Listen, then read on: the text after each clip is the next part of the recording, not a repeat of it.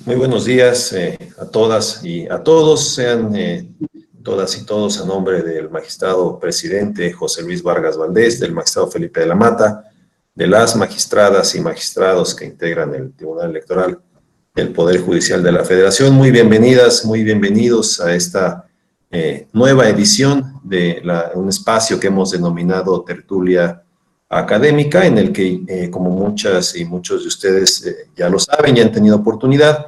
Es un espacio en el que tratamos de acercar a los actores, a los operadores jurídicos, en este caso los magistrados que integran el Tribunal Electoral, con ustedes, con la ciudadanía, en un espacio, en un ámbito totalmente académico, respetuoso, en el que podemos intercambiar algunas ideas.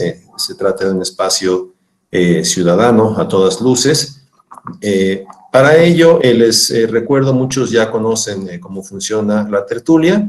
El magistrado Rubén Lara Patrón, quien nos honra hoy con su presencia, realizará una exposición en un tema siempre interesante y siempre oportuno, el control de constitucionalidad, referido particularmente a la materia electoral. Pueden ustedes realizar las preguntas, ya sea si quieren hacerlo a través del chat y yo las voy ordenando, o si gustan pedirme el uso de la voz, con todo gusto. Es la intención y es el deseo, el objetivo de este espacio, que podamos intercambiar y en muchos casos aclarar algunas dudas. Así que entraremos de lleno. Nos sentimos muy honrados de tener la presencia el día de hoy del magistrado Rubén Jesús Lara Patrón, a quien le doy la más cordial bienvenida y saludo con mucho respeto. Bienvenido a casa, magistrado. Gracias. Ustedes ya lo conocen, no obstante, me permitiré, por cuestiones del protocolo, leer una síntesis curricular del magistrado Rubén Jesús Lara Patrón, quien durante 15 años ha colaborado en el Poder Judicial, tanto en la Sala Superior como secretario auxiliar, secretario de Estudio y Cuenta y subsecretario general de Acuerdos, como en la Suprema Corte de Justicia de la Nación, como secretario de Estudio y Cuenta en la primera y segunda salas y pleno, titular de la sección Trámite de Controversias Constitucionales y Acciones de Inconstitucionalidad. El 29 de julio del 2020 fue designado por el Senado de la República como magistrado de la Sala Regional Especializada y el 4 de agosto siguiente fue elegido como presidente de dicho órgano jurisdiccional. Es licenciado en Derecho por la Universidad Nacional Autónoma de México y cursó estudios de doctorado en el Programa General de Derecho de la Universidad Carlos III de Madrid, donde también se graduó como maestro en Derecho y obtuvo el diploma de Estudios Avanzados en Derecho Constitucional. Tiene un máster en Justicia Constitucional y Derecho Electoral por la Universidad de Castilla-La Mancha. Cuenta con la especialidad en Derecho Constitucional y Ciencia Política por el Centro de Estudios Políticos y Constitucionales en Madrid y en Derecho Público Europeo por la Universidad Complutense de Madrid. Es profesor de la Facultad de Derecho de la Universidad Nacional Autónoma de México desde 2005 y ha sido ponente en diversos cursos y conferencias de temas relacionados con el derecho constitucional y, por supuesto, electoral. Ha colaborado en distintos textos en cerca de 25 libros y revistas en los que ha desarrollado temas vinculados con la justicia constitucional, el derecho electoral y la teoría general del Estado. Así que, para no hacer un uso excesivo de la voz, estamos muy contentos. Por favor, magistrado, tienes el uso de la voz. Gracias, querido Alex. Gracias a todos. Muy buenos días. Gracias a la escuela que me hizo favor de invitarme a este evento, que, como ya dijo Alejandro, tiene esta finalidad que me parece muy importante y muy relevante de permitirnos tener un contacto para, partir de un tema académico, generar un diálogo que desde luego nos deje alguna reflexión a todos, ¿no? Yo me voy a permitir hablar con ustedes durante este rato de un tema que me parece sí realmente importante, porque está encaminado, digamos, a evidenciar, o así lo voy a intentar manejar, a evidenciar cuáles son los mecanismos con los que se cuenta en materia electoral para hacer efectivos los contenidos constitucionales.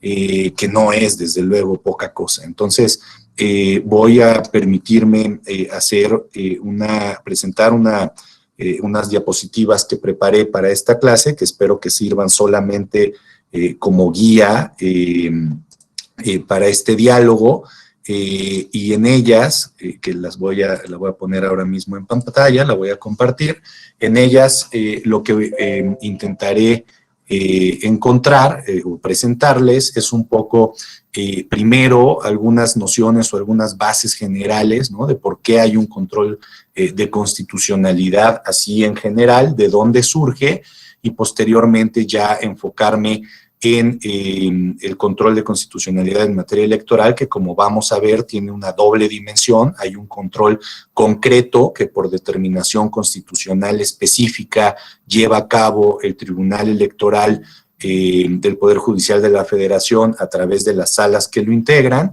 y hay un control general, un control abstracto que se encarga a la Suprema Corte, que conoce de las acciones de inconstitucionalidad en la materia, y con estos dos elementos pues se crea, ¿no?, un modelo o un sistema que me parece que es completo, contundente en relación con la garantía de este control de los actos, resoluciones y normas en materia electoral. Y desde luego voy a intentar compartir con ustedes y evidenciar una situación que me parece muy relevante y que está relacionada con la posición que históricamente ha tenido el tribunal en el ejercicio de esta función de control de constitucionalidad, control de constitucionalidad. Es una posición que yo llamo expansiva o amplificadora.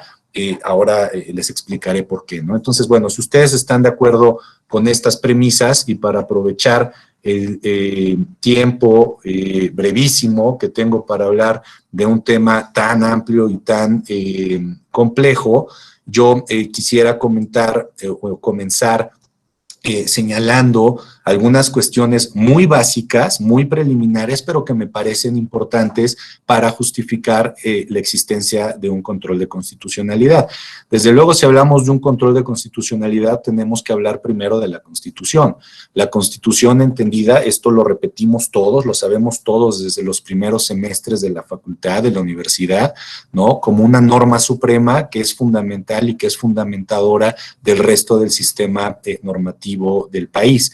Aquí lo relevante sería tener muy claro y definir de manera muy concreta y específica por qué hablamos de una norma suprema, por qué hablamos de una norma que es fundamental y fundamentadora. Y para mí esto tiene dos razones fundamentales. La primera razón tiene que ver con el origen del texto constitucional, y la segunda, desde luego, con su contenido. Tenemos una norma que tiene un origen soberano, que tiene un origen o que tiene la fuente en el poder de decisión último y máximo del titular de la soberanía, que decide establecer lo que llamaría decisiones políticas fundamentales en un texto que se coloca en un nivel superior en relación con el resto de las normas de un sistema jurídico, ¿no?, precisamente porque al contener estas normas políticas fundamentales se vuelve el elemento que sirve como base o como parámetro de evaluación de todas las demás disposiciones, pero también como fuente, como origen, como inspiración del contenido del resto de las normas, ¿no? Entonces, tenemos, insisto, una norma, o hablamos, insisto, de una norma constitucional como una norma suprema, porque tiene este origen soberano, porque en ella están incluidas estas decisiones políticas fundamentales que van a servirnos como método, como elemento o como parámetro de evaluación para determinar la validez del resto de las normas que integran un sistema, y que además influyen o determinan el contenido de todas estas disposiciones jurídicas, ¿no?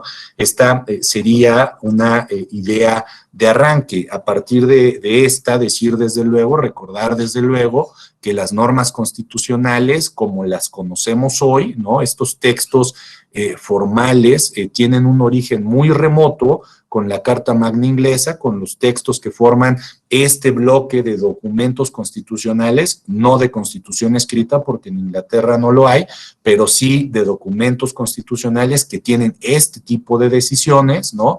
Entonces, desde 1215 empezamos a hablar de estos contenidos y ya la forma o el documento formalmente conocido como Constitución empieza a tener su fisonomía actual en Estados Unidos en 1787, después de que se logra la independencia, las 13 colonias logran la independencia de Inglaterra y emiten este documento constitucional que tiene en su preámbulo una idea, ¿no?, que ya nos da noción de este origen soberano que les platicaba, porque el texto constitucional o el preámbulo del texto constitucional de Estados Unidos nos habla o comienza diciendo we the people, nosotros el pueblo, entendiendo que es este conglomerado de personas que tienen este poder de decisión última, de decisión más importante, en una doble dimensión jurídica y política, ¿no? Y que asientan estas decisiones en este texto que, como les decía, tiene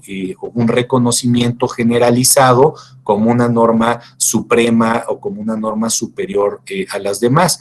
Pero este texto de Estados Unidos no nos da el contenido, digamos, que hoy está relacionado con los textos constitucionales, porque el origen de esta constitución, ¿no?, involucra a estas colonias que tenían ideas y realidades diferentes. Entonces, para lograr un punto de encuentro o un punto de unión que los acercara y que les permitiera formar un país con estos documentos normativos que lo rigieran, tuvieron que definir, tuvieron que coincidir en que este texto constitucional tendría bases organizativas, por eso solo tiene 7 artículos, ¿no? Bases organizativas de los poderes que iban a permitir el funcionamiento del Estado de manera armónica, pero no contienen un catálogo de derechos humanos, porque, insisto, la realidad de las colonias era una realidad distinta, en donde las colonias del norte, que eran industrializadas, no necesitaban, o por lo menos no necesariamente utilizaban a personas a las que explotaban, ¿no? Mientras que las colonias del sur, de talante fundamentalmente agrícola, pues sí necesitaban apoyarse con personas que que hicieran los trabajos en el campo y a quienes se les establecía o se les permitía funcionar en condiciones pues prácticamente de esclavitud. Entonces no hay un acuerdo, ¿no?, para integrar un catálogo de derechos humanos a este texto constitucional. Estas previsiones se van incorporando en las enmiendas que se generan muy inmediatamente en 1789 y que ya después, conforme avance el tiempo, pasan a formar parte de este texto, pero insisto, desde la enmienda. ¿Dónde encontramos una primera digamos, idea normativa o una primera idea en donde se determina que los derechos humanos forman parte del contenido constitucional? Es en la Declaración Francesa de los Derechos del Hombre y el Ciudadano. Ahí tenemos 2 artículos, el artículo 2 y el artículo 16, fundamentalmente este último, en donde se señala que para que un país pueda hablar o pueda señalar que tiene un texto constitucional, requiere contar con 2 elementos. Por un lado, la separación de poderes y por otro, de manera muy destacada, la idea de los derechos humanos, ¿no?, como límites frente a la autoridad. Entonces, es a partir de este documento donde se empieza a generar la idea del contenido de la Constitución, ¿no?, o de que el contenido de la Constitución debe tener estos 2 elementos a los que acabo de referirme. Entonces, la suma de los antecedentes que acabo de dar, ¿no?, de la Constitución de Estados Unidos con la idea del we the people y la Declaración Francesa de los Derechos Humanos con estos artículos 2 y sobre todo 16, pues ya nos dan un contexto mucho más centrado y mucho más ubicado de qué es lo que implica el texto constitucional, esta norma suprema, fundamental y fundamentadora, que yo les propondría que entendiéramos como un instrumento normativo que contiene las decisiones políticas fundamentales de un pueblo. ¿Y cuáles son estas decisiones políticas fundamentales? Las que están encaminadas a establecer elementos o instrumentos dirigidos a imponer límites al ejercicio del poder, a evitar que este poder sea autoritario. Y estos límites, digamos, se imponen por lo menos, ¿no? Podríamos decirlo desde dos dimensiones. Por un lado, límites frente a las personas para que no haya un ejercicio autoritario de este poder que eventualmente pueda desconocer estas posibilidades que todos tenemos para desarrollarnos, ¿no? A partir de los elementos con los que contamos por el solo hecho de ser personas, pero también la manera en la que debe ejercerse esta autoridad o este poder para evitar, ¿no?, que haya algún órgano que se imponga o que pretenda imponerse en relación con otro. Esta idea de la división de poderes genera de manera natural e inmediata, cuando menos, el respeto a dos principios, el de legalidad, el de imparcialidad también, que generan que una autoridad solamente pueda hacer aquello que normativamente tiene permitido realizar. En cualquier escenario, insisto, las posibilidades o los contenidos incluidos en estas decisiones políticas fundamentales trabajan o se bordan a partir de estos elementos a los que me acabo de referir. Y son elementos tan importantes y están establecidos en una norma tan relevante que entonces, desde luego, surgen con una vocación de permanencia. Y esto es muy importante, ¿no? Esta vocación de permanencia, esta idea de que estas decisiones políticas fundamentales rijan en un Estado durante mucho tiempo, va dirigida a evitar que haya alguna mayoría coyuntural, ¿no? Alguna mayoría circunstancial que de pronto pueda desconocer estos contenidos e imponer una idea propia y que pueda ser contraria, que pueda ser contraria a los postulados que están dentro del texto constitucional. Y justamente aquí, justamente para evitar que pueda presentarse este tipo de situaciones, o dicho de otra forma, justamente para garantizar que los contenidos constitucionales siempre sean respetados, es donde entra el control de constitucionalidad, ¿no? Diría que en relación con la norma constitucional y a propósito de este control de constitucionalidad, tenemos, por lo menos la doctrina los define así, el doctor Fix así lo ha señalado, tenemos dos momentos o dos instancias, digamos, para ejercer este tipo de control constitucional, unas preventivas y otras correctivas. Las preventivas, que son las que les presento ahora en la lámina, están encaminadas a garantizar un ejercicio correcto de este contenido constitucional. Y entonces aquí encontramos la división de poderes, ¿no? La división de las funciones del Estado que se encarga a distintas autoridades y que se ha ido ampliando. Hoy no hablamos solo de los poderes tradicionales, ejecutivo, legislativo y judicial, sino que encontramos cada vez más la existencia de unos órganos, como los órganos constitucionales autónomos, a los que se les encargan algunas funciones que no son, digamos, las básicas o las originales del Estado, pero que resultan muy relevantes para que éste pueda funcionar y que no puede llevar a cabo ningún otro órgano. Por ejemplo, ¿quién acuña el papel moneda? El Banco de México, ¿no? Ningún otro órgano del Estado puede hacerlo, se le encomienda de manera específica a este. ¿O quién se encarga de organizar las elecciones? El Instituto Nacional Electoral, que también es un órgano constitucional autónomo, que tiene encomendada esta función, que no es una de las funciones básicas o tradicionales del Estado, pero que resulta muy relevante para su funcionamiento, ¿no? Y encontramos otras figuras, no puedo referirme a todas por cuestiones de tiempo, pero quisiera destacar, por ejemplo, la existencia de mecanismos como el procedimiento de reforma agravado. Y aquí yo sé que esto de inmediato genera una duda en México, ¿no? Tenemos un procedimiento especial de reforma, o sea, la Constitución no se reforma con la misma facilidad que se pueden modificar el resto de las leyes, se establecen requisitos especiales para hacerlo y sin embargo el texto constitucional que tiene 100 años tiene más de 700 reformas. Entonces, ¿hasta qué punto la rigidez ha funcionado, no? Pero lo cierto es que se establece normativamente como un elemento que ayuda o que permite el funcionamiento del Estado en esta lógica de control.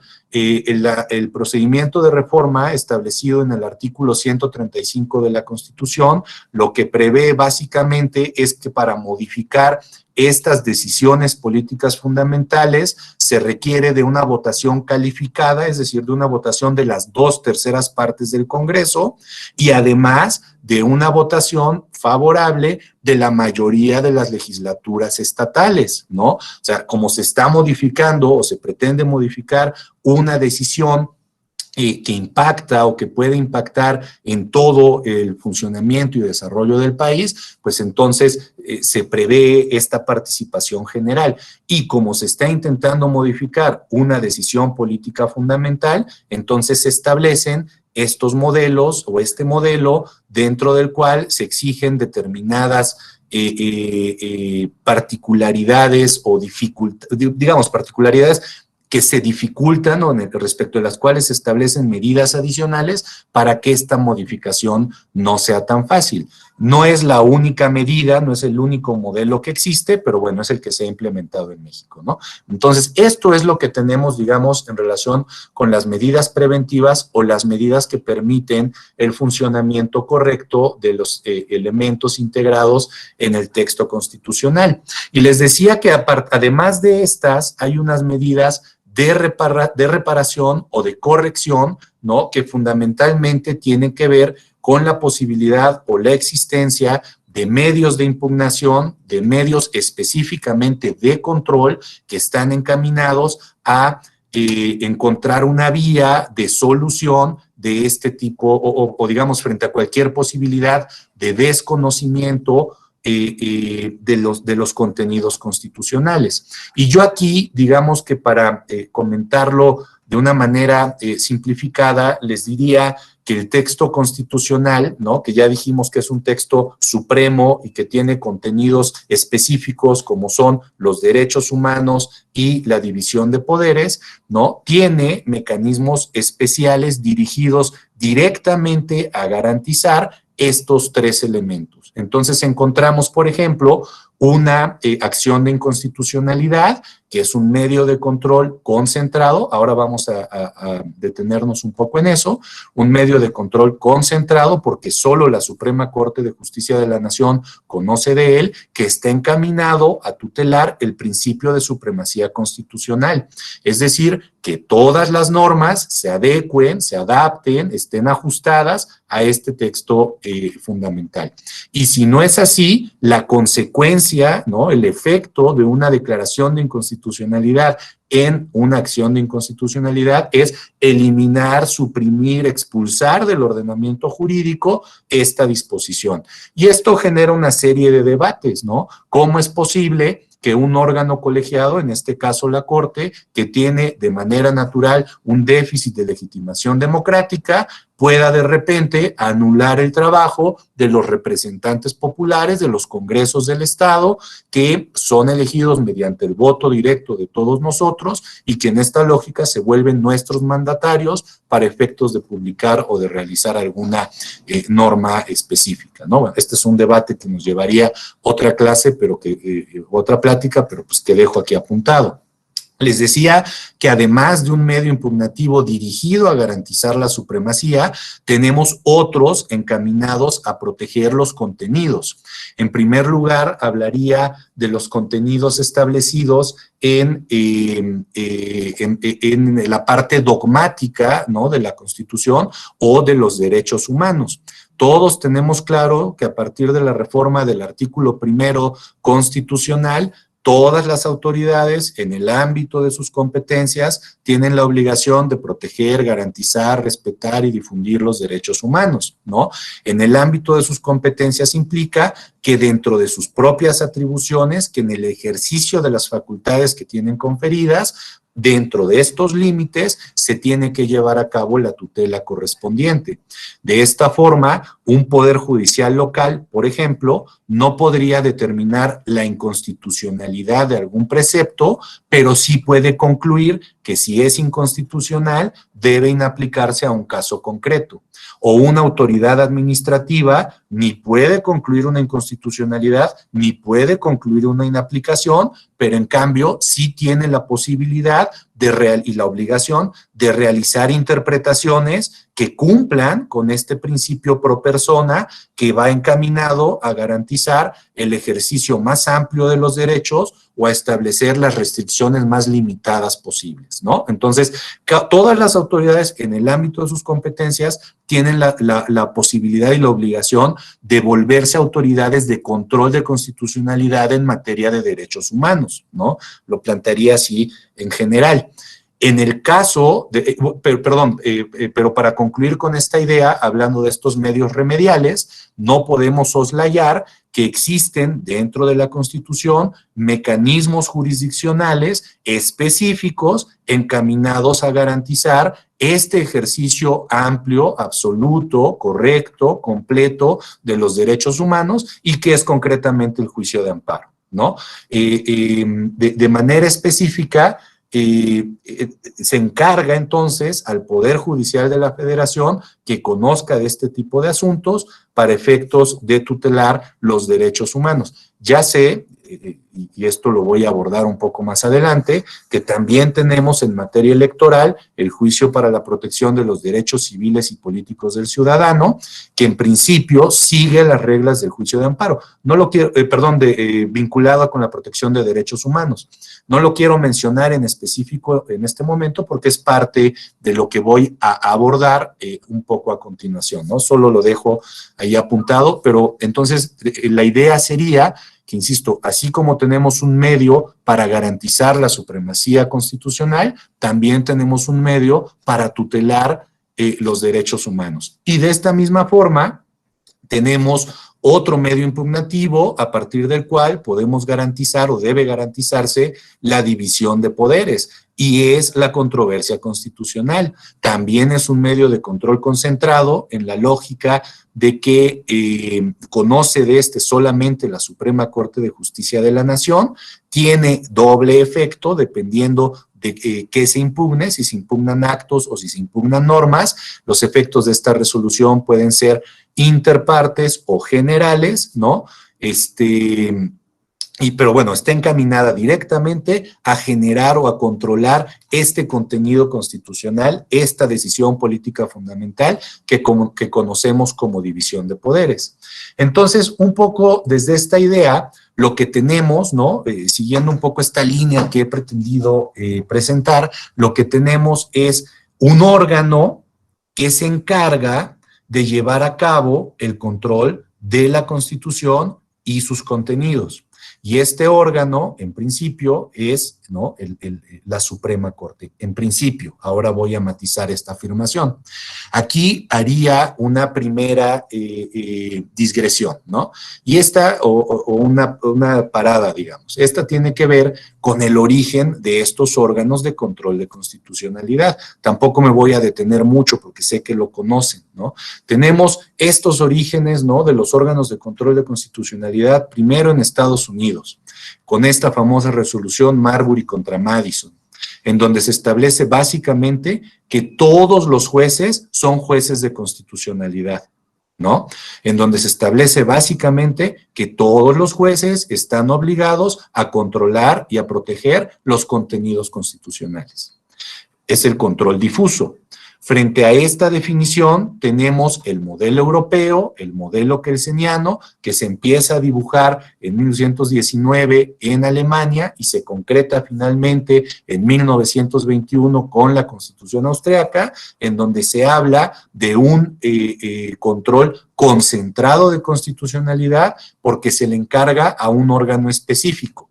Este órgano específico, que no forma parte de los poderes tradicionales del Estado, de hecho un poco en la lógica más extendida europea, ¿no? Justo la idea de establecer un órgano distinto de control de constitucionalidad era evitar que los jueces, a quienes se les veía, digamos, no con desconfianza, pero sí con una función limitada y específica que no podía rebasar el trabajo de los órganos legislativos, ¿no? No podía llevar a cabo este control. Entonces se crea esta figura que se coloca por encima de los poderes tradicionales y que tiene una finalidad única: verificar y garantizar que se cumpla el contenido de la Constitución. Estos dos son los modelos básicos que existen, ¿no? O a partir de los cuales se desarrolla este modelo de control de constitucionalidad, pero existen otras variantes. México tiene una variante a este sistema. Nosotros tenemos un control mixto,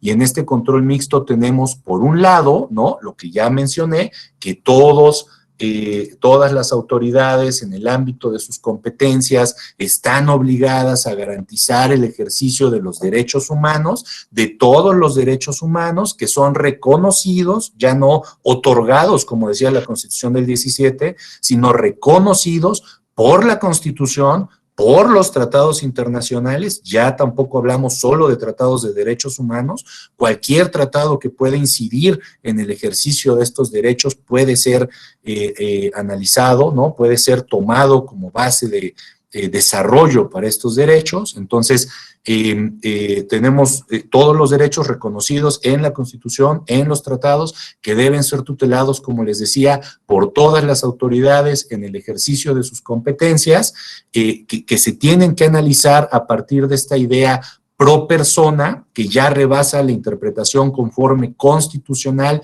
y nos coloca como autoridades de control constitucional y convencional, es decir, sumamos a la Constitución los tratados internacionales, ¿no? Y además establecen obligaciones específicas para todas las autoridades, como sería, sobre todo yo destacaría, la de reparar las violaciones a los derechos humanos, reparaciones que exigen del Estado un actuar muy contundente, muy amplio, ¿no?, para que se pueda tutelar de manera correcta el ejercicio.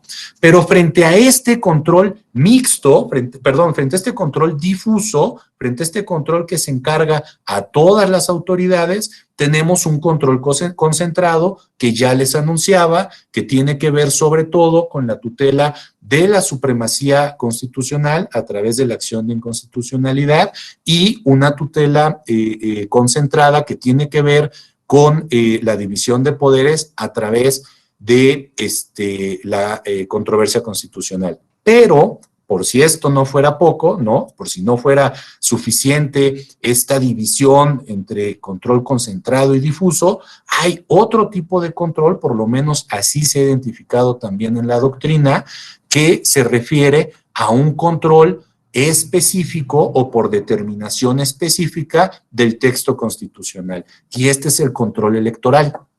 La materia electoral, el control de los elementos constitucionales en materia electoral, se encarga a un órgano específico que es el tribunal, ¿no? ¿Y por qué tenemos un órgano específico? ¿Por qué hay un tribunal electoral? A ver, la idea del control electoral tiene, digamos, un origen muy remoto, ¿no?, en un asunto que se conoce como el Amparo Morelos. En este Amparo Morelos, ¿no?, lo que pasó es que un gobernador de ese estado, de Morelos, presentó una norma, una ley, una propuesta de ley para subir los impuestos. Y esta propuesta de ley fue apoyada por los integrantes del Congreso. A los hacendados del estado no les gustó que les subieran los impuestos y presentaron un amparo contra esta ley. Y en este amparo lo que decían básicamente es que el gobernador se había reelegido, pero lo había hecho a partir de una ley que no había cumplido con las formalidades esenciales para ser desarrollada y publicada, ¿no?, para que entrara en vigor, y que uno de los diputados que aprobaron esta subida de impuestos, ¿no?, había sido jefe militar de la zona y por tanto no podía ocupar el cargo de legislador. Y entonces presentan este amparo, y este amparo genera una posición del ministro Iglesias que dice, hombre, hay una incompetencia de origen, ¿no? La determinación de subir impuestos es el fruto del árbol prohibido podrido, ¿no? Si el origen digamos, el origen de la norma no es correcto, no es constitucional, entonces la norma que es producto de este desarrollo inconstitucional tampoco puede serlo, ¿no? Y se elimina entonces la disposición. Pero frente a la posición o a la propuesta del ministro Iglesias, el ministro Vallarta dice, ¿saben qué? No tenemos que conocer en la Corte de asuntos electorales, porque esto va a meter o va a involucrar un aspecto político a un órgano que tendría que conocer solamente del contenido constitucional. Y entonces empieza una discusión entre estos ministros, ¿no? Vallarta contra Iglesias, en relación a si la Corte podía conocer de este tipo de asuntos, y finalmente, digamos, en la historia, ¿no? Prevalece la tesis Vallarta, que elimina, ¿no? la posibilidad de que la Corte conozca de estos asuntos y nos deja sin un órgano jurisdiccional que conociera de ellos. Durante muchísimos años, lo que hubo en materia electoral era un sistema de autocalificación, ¿no? En donde los propios órganos elegidos determinaban si la elección en donde habían resultado electos había sido correcta o no. Claramente la posición siempre era que la elección había sido válida, ¿no? Y esto tiene un punto de quiebre, un punto difícil, digamos, en la historia del país, en 1988, con aquella historia de la caída del sistema, en donde todos los integrantes de la sociedad, sobre todo todas las instancias políticas, empiezan a discutir y empiezan a exigir que surja algún órgano que garantice la imparcialidad y sobre todo la certeza de los procesos electorales. Antes de esta etapa, ¿no? Y digamos para efectos meramente jurisdiccionales, tendría que decirles que hubo un intento importante, relevante, destacado, ¿no? De reforma en materia electoral, la reforma Reyes-Heroles de 1977, en donde se introdujo algún medio de impugnación, ¿no? Que iba encaminado sobre todo a verificar la validez de los votos, si no mal recuerdo el recurso de reclamación, pero estaba dirigido justamente a verificar la validez de los votos, no de los procesos electorales. Luego, ¿no? Ya con todo este problema que les comento, hacia 1987-88 se establece un tribunal contencioso electoral, el TRICOEL, que tenía esta misma finalidad, que era un tribunal administrativo, que da paso en 1990 al TRIFE, Tribunal Federal Electoral, que tiene, digamos, 2 etapas, del 90 al 93, un poco siguiendo la lógica del TRICOEL, y luego del 93 al 96, en donde se elimina la autocalificación, es hasta el 93 que se elimina la autocalificación de las elecciones y se crea o se establece y se medio consolida esta autoridad judicial materialmente, pero no incorporada al Poder Judicial, más bien jurisdiccional, encargada de vigilar, ¿no? Un poco más los procesos. Y es finalmente en 1996 donde surge el tribunal con su incorporación al Poder Judicial de la Federación y de alguna manera con la fisonomía que hoy presenta, ¿no? Y ya les decía yo hace unos minutos que en este momento en donde surge el Tribunal Electoral como la máxima autoridad en la materia, encargada de garantizar la constitucionalidad y legalidad de los actos y resoluciones electorales en términos del artículo 99 de la Constitución, ahí está la determinación específica de control de constitucionalidad que les decía en el artículo 99, ¿no? El tribunal se asume como una última instancia. Y esto no es menor, una última instancia de control de constitucionalidad y legalidad. Y esto no es menor, porque entonces, y esa es una percepción personal, ¿no? Siempre se colocó o siempre entendió que las personas que llegaran a su jurisdicción, ¿no? Acudían, digamos, entendiendo que era la última esperanza para encontrar o para determinar la regularidad de algún acto que se sometiera a su conocimiento. Y esto provocó que el tribunal empezara a generar una serie de criterios amplificadores encaminados en todo momento a garantizar una tutela correcta y completa de todos los derechos vinculados con la materia. Por eso hablo de una tutela expansiva que ahora voy a intentar explicar, ¿no? Si ustedes piensan, tengo un par de ejemplos para comentarlo y acreditar lo que quiero decir.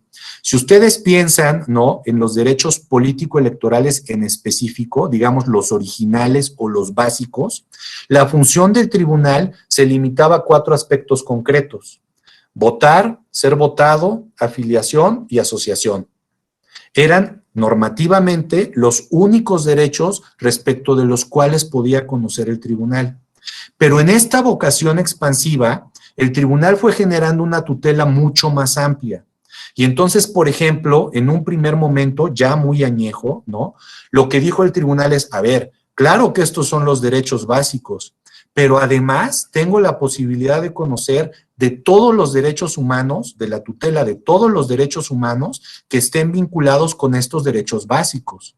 Por ejemplo, transparencia, por ejemplo, libertad de expresión, ¿no? Y entonces empezó a hacer crecer la tutela, su ámbito de competencias, lo hizo cada vez más amplio, de forma que como última instancia pudiera garantizar de un modo eficaz, ¿no?, la tutela de los derechos electorales, políticos y electorales. Y hoy tenemos una amplitud que, nada más para darles una idea, ¿no?, el derecho a votar, por ejemplo, que en un principio podría, de una forma limitada, podría, o el de ser votado, perdón, en un principio y de forma limitada, podría entenderse solamente como ocupar un cargo público. Hoy se ha expandido o se ha extendido al grado de que el tribunal conoce también de este derecho, pero en la dimensión de ejercicio del cargo. Entonces, ya no solamente es la idea en relación con este derecho, es garantizar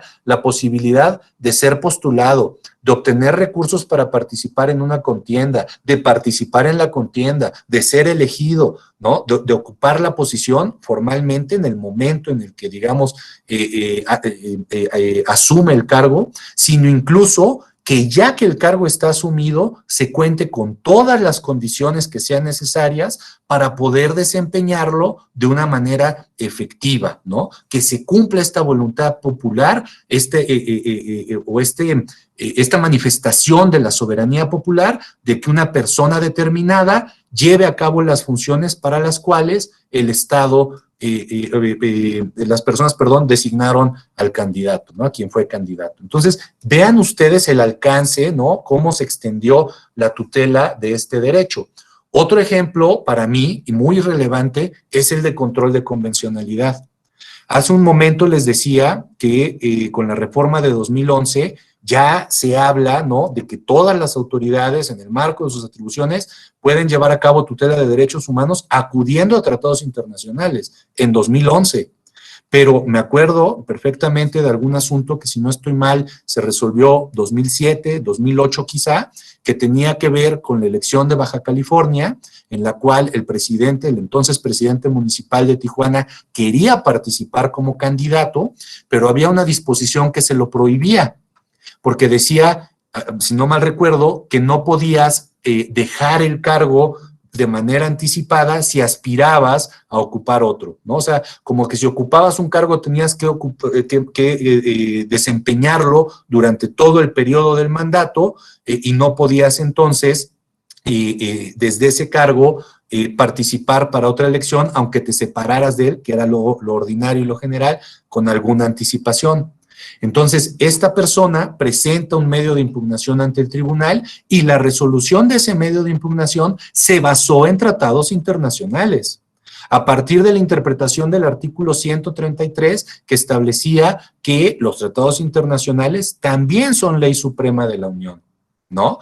Cuando salen al día siguiente notas en relación con este asunto en el periódico, bueno, era algo insostenible, increíble, ¿no? Todo el mundo decía que cómo era posible que el tribunal hubiera hecho esto, como si fuera una situación desmedida, una situación fuera de lógica y técnica jurídica, en fin.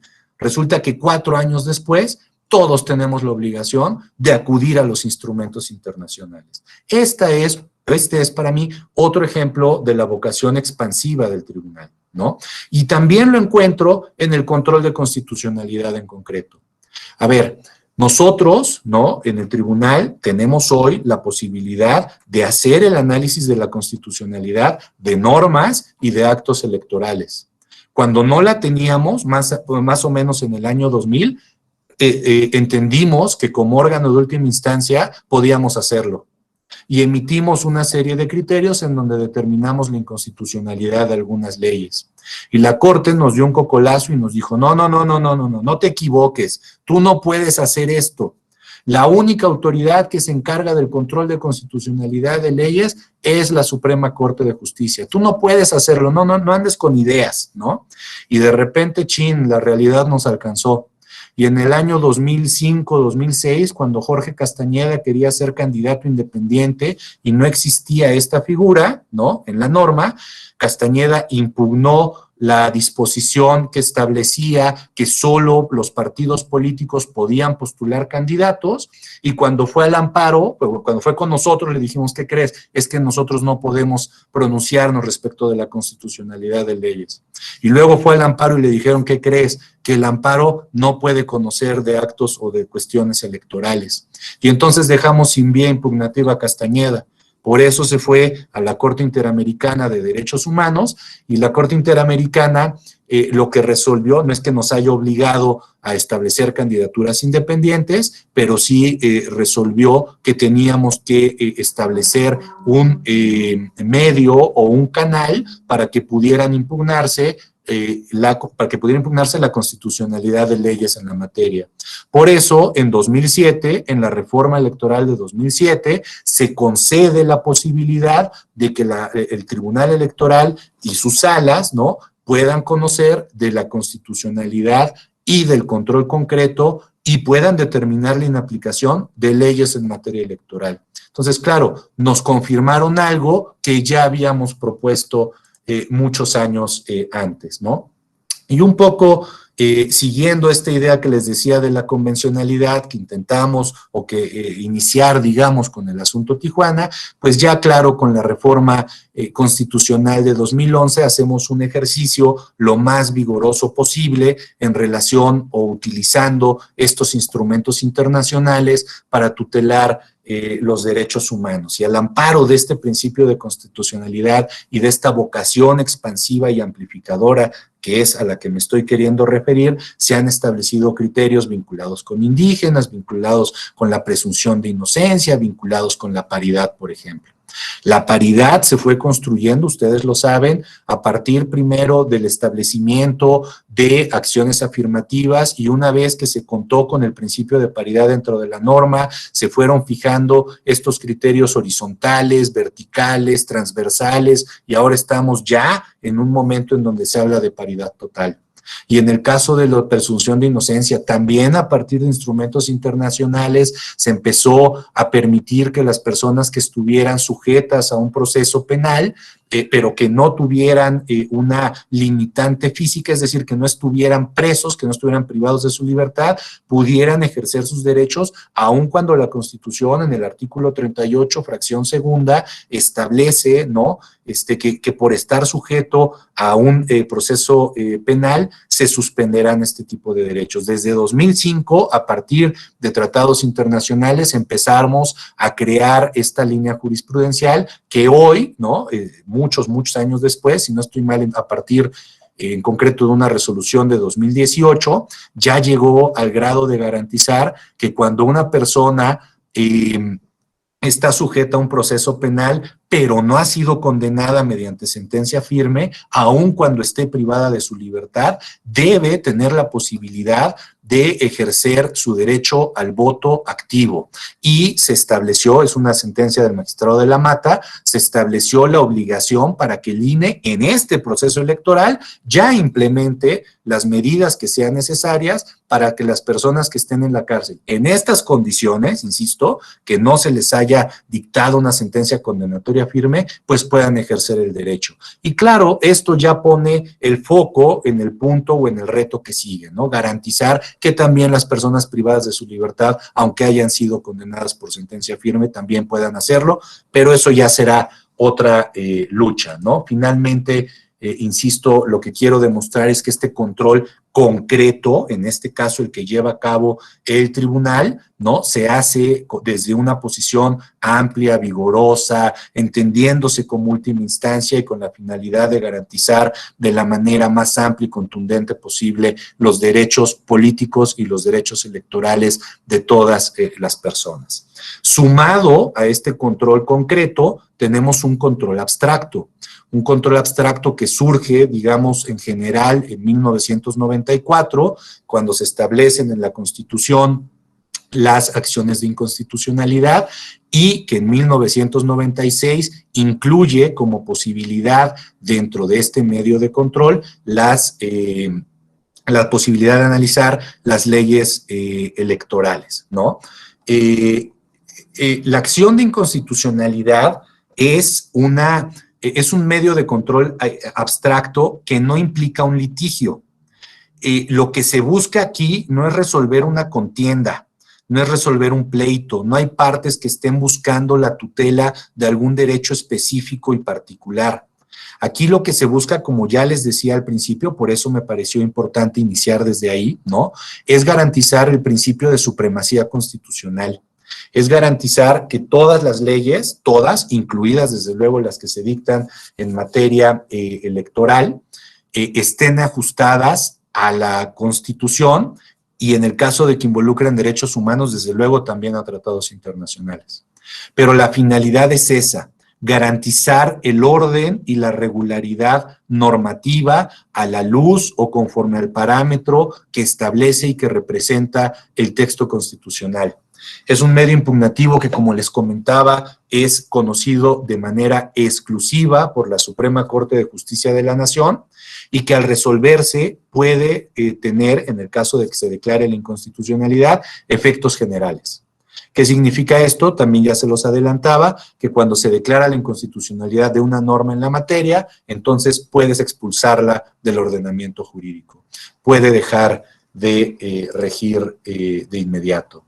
Insisto, en este instrumento, en este medio, lo que se busca es garantizar el control de constitucionalidad de todas las leyes, incluidas las electorales. Que las leyes electorales tengan una lógica o una sistematización vinculada, ¿no?, con el texto constitucional. El trámite de las acciones de inconstitucionalidad en materia electoral es un trámite reducido, ¿no?, en términos de plazos, ahora lo voy a señalar, respecto del resto de las acciones de inconstitucionalidad. Se tienen que resolver muy rápido. ¿Por qué? Porque la Constitución permite que haya reformas electorales hasta 90 días antes de que empiecen los procesos. Y estos 90 días, la justificación de este plazo es que en estos 3 meses se puedan impugnar las leyes electorales y el medio impugnativo, la acción de inconstitucionalidad correspondiente, esté resuelta antes de que dé inicio el proceso correspondiente. ¿Para qué? Para garantizar el principio de certeza. ¿Qué significa esto? Que cuando empiece el proceso, todos los participantes y todas las autoridades tendrán claro cuáles serán las reglas a partir de las cuales se van a desarrollar estos procesos, ¿no? Entonces, hay un plazo de 30 días para impugnar, pero a diferencia del resto de las acciones, se considera que todos los días son hábiles. Incluso, ¿no?, para garantizar una tutela sencilla y efectiva, normalmente la Corte lo que hace es habilitar funcionarios y habilitar domicilios para que quien quiera presentar algún medio impugnativo o alguna promoción de estos medios impugnativos en días inhábiles pueda hacerlo con facilidad, ¿no? Todos los días y todas las horas son hábiles en el cómputo o dentro del desarrollo de las acciones de inconstitucionalidad en materia electoral. Y como les decía, el trámite es reducido, se disminuye, ¿no? Por ejemplo, las aclaraciones en caso de ser necesarios, si bien en el proceso normal de las acciones es el plazo para hacer las aclaraciones es de 5 días, aquí es de 3. Los informes de la autoridad, ¿no? El plazo se disminuye de 15 a 6 días, los alegatos de 5 a 2, así, ¿no? Todos los plazos son reducidos, todos los plazos, digamos, se minimizan sin afectar, desde luego, las defensas y la posibilidad de acceso efectivo a la justicia de quienes acudan a la Corte para intentar un medio de esta naturaleza, con la finalidad, insisto, de garantizar el principio de certeza. Pero además se establece una previsión relacionada con que, reconociendo que el tribunal es el órgano especializado del Poder Judicial en materia electoral, debe emitir una opinión para efecto de, digamos, en relación a cómo ve la impugnación que tiene que presentar o resolver la Corte, ¿no? Hay un posicionamiento desde el expertise del Tribunal Electoral vinculado con la materia de la impugnación que luego la Corte puede tomar en cuenta para efectos de resolver el medio impugnativo específico, ¿no? En relación con las acciones electorales es muy importante tener claro, ¿no?, que desde luego solo proceden en esta materia contra leyes específicamente electorales. Y la Corte ha establecido criterios relacionados con qué se entiende por una ley electoral. Porque no solamente aquellas que se llaman ley electoral del Estado de o ley general de instituciones y procedimientos electorales son electorales. Hay otras disposiciones que aun cuando tengan otros nombres o estén dirigidos a garantizar o analizar otro tipo de derechos, pueden contener elementos electorales susceptibles de ser revisados en una acción. De esta forma, las leyes electorales para efecto de las acciones de inconstitucionalidad son aquellas que contienen elementos vinculados de manera directa y necesaria o incluso indirectamente con los procesos electorales en concreto. Aquellos aspectos o aquellas normas que regulan, ¿no?, aspectos que inciden en los procesos electorales, ¿sí? También, desde luego, se han establecido algunas cuestiones importantes, bueno, perdón, para cerrar la idea anterior. Entonces, al amparo o en la lógica de la definición de las leyes electorales, desde luego que se pueden conocer aspectos vinculados con la paridad, con la igualdad sustantiva, ¿no? También con el modelo de comunicación política, también, desde luego y de manera mucho más concreta, con candidaturas independientes, por ejemplo, ¿no? Normalmente cuando viene una reforma de gran calado en materia electoral, termina siendo impugnada en la Suprema Corte, que emite una serie de criterios relevantes que luego se complementan, ¿no?, desde una dimensión distinta, la dimensión de análisis concreta en el Tribunal Electoral, ¿no? Para alcanzar, les decía, la inconstitucionalidad de estas leyes se requiere de una votación calificada, ¿no? Una votación de 8 votos, que es muy difícil de conseguir normalmente en el actuar ordinario de la Corte, pero la votación calificada se construye a partir de la lógica de generar una deferencia al legislador, ¿no? Porque la finalidad de la Corte o de cualquier órgano constitucional cuando analiza una norma no es determinar la inconstitucionalidad, al contrario, esa es la última posibilidad que se persigue. Primero se busca declarar la constitucionalidad, después generar una interpretación conforme para salvar esta constitucionalidad y solo en caso de que no sea posible es cuando se determina la inconstitucionalidad. Bueno, les decía que además de la definición de leyes electorales y de tener una idea muy básica de cuál es el trámite reducido que se sigue en este tipo de medios de control, me parece importante destacar un aspecto específico vinculado, ¿no?, con que si es una norma de materia electoral específica, ¿no?, digamos, orientada a hacer un análisis especializado en este tipo de normas, pues entonces se le reconoce la posibilidad de participar en la impugnación de este medio a los partidos, de estas normas, perdón, a los partidos políticos, ya sean nacionales o locales. Solo a los partidos políticos, no agrupaciones, no asociaciones, partidos políticos nacionales o locales. Y claro, cada uno en el ámbito de su acción. Los partidos políticos locales no pueden impugnar una ley nacional. Sí, las leyes generales, porque las leyes generales distribuyen competencias.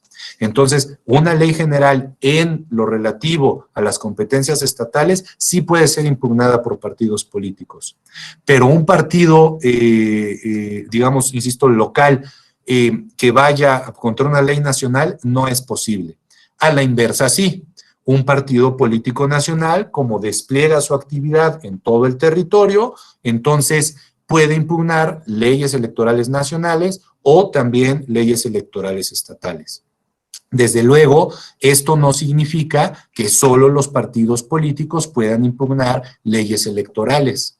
También minorías legislativas, también consejería jurídica, ¿no? O sea, hay otros órganos legitimados que por la naturaleza de sus funciones pueden impugnar este tipo de normas. Pero esto no puede llevarse al extremo de considerar que otros órganos de naturaleza distinta, por ejemplo, los órganos de transparencia, puedan impugnar una ley electoral, porque en principio las funciones y la lógica de cuidado y de control es diferente, ¿no? Aunque, insisto, no es cerrado, sí encuentra algunos límites.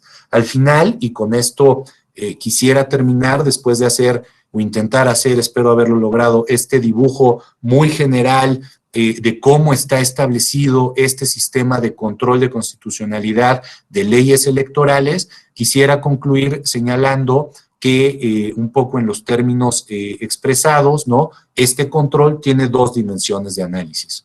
Una dimensión concreta, que se encarga al Tribunal Electoral, ¿no? Y una dimensión abstracta, que se encarga a la Suprema Corte, que juntas componen un sistema a partir del cual se logra, pienso yo, o por lo menos se intenta de manera de verdad muy fuerte, muy seria, ¿no? Lograr este control de constitucionalidad de todas las leyes y de todos los actos en la materia. Dicho de otra forma, lo que perseguimos en el tribunal es garantizar que todos los actos y todas las normas se ajusten a los contenidos constitucionales, ¿no? Esa es la función del tribunal. Bueno, me dijeron que tenía 1 hora y por eso apreté tanto mi exposición. Espero haber compartido algunas ideas que ojalá ya hayan sido claras. Les agradezco mucho su paciencia y su atención.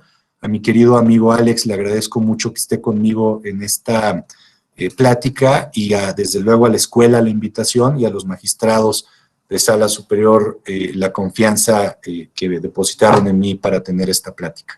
Muchísimas gracias y quedo a sus órdenes. Muchas gracias, magistrado. Sin temor a equivocarme, debo decir que estamos en presencia de uno de los más estudiosos en esta materia y autoridad, sin duda el magistrado Rubén Lara, y me atreveré a citar también al doctor Alfonso Herrera, quien está afortunadamente con nosotros en la Escuela Judicial, quien alguna vez me decía que todo el derecho constitucional, tarde o temprano, es historia del derecho. Y el magistrado Lara nos ha dado un recorrido histórico desde 1215, la famosa Carta de Juan sin Tierra, y hemos ido avanzando en la historia, al grado tal que me atrevería a hacer una analogía al poner al centro como núcleo los derechos humanos y esta onda expansiva que ha detonado en la formación de un tribunal electoral como el que actualmente tenemos, que tutela y protege distintos, como lo hacía ya distintos aspectos de derecho, no únicamente se centra en aspectos, digamos, de votar o ser votado. Así que, ustedes no me dejarán mentir, ha sido una clase por demás llena de información, de datos importantes, y así que me permitiré, provocarlos para que tengan a bien aprovechar la presencia del magistrado y realizar algún comentario o pregunta que tuvieran, si son tan amables. Por favor, Víctor Mejía, veo que levantó la mano. ¿De abrir su micrófono? Hola, ¿qué tal? Sí, hola, ¿qué tal? Muy buenos días, muy buenas tardes ya a todas y a todos. Felicito al Tribunal Electoral y a la sala especializada por esta conferencia. Saludo a todos los presentes y desde luego a Alejandro Camacho y con mucho gusto al presidente Rubén Jesús Lara Patrón. Estoy de consejero electoral en el OPLE Tabasco y quiero comentarles alguna cuestión. Hay algunos OPLES que todavía conservamos las facultades de resolver el fondo de los procedimientos sancionadores. Esto desde mi óptica entiendo que son facultades materialmente jurisdiccionales.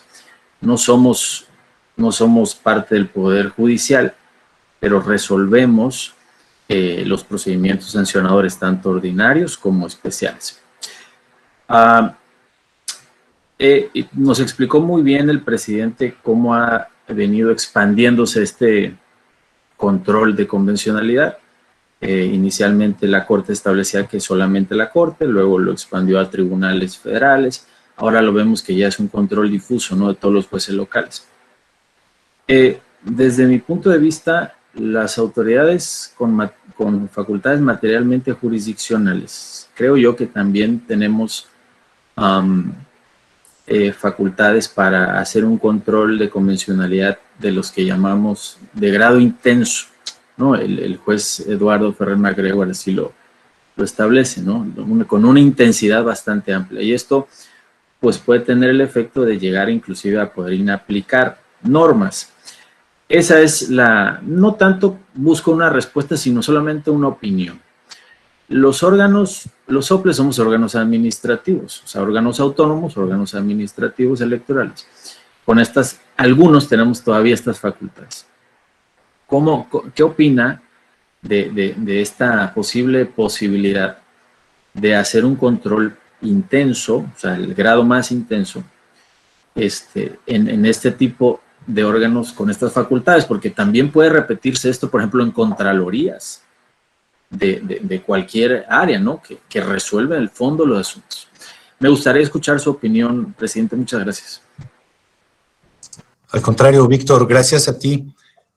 A ver, yo te voy a decir, a mí me parece, primero diría una cosa, los procedimientos sancionadores, en principio, solo en principio, ahora refiero en específico por qué, los procedimientos sancionadores, en principio, no tendrían que tutelar derechos humanos, ¿no?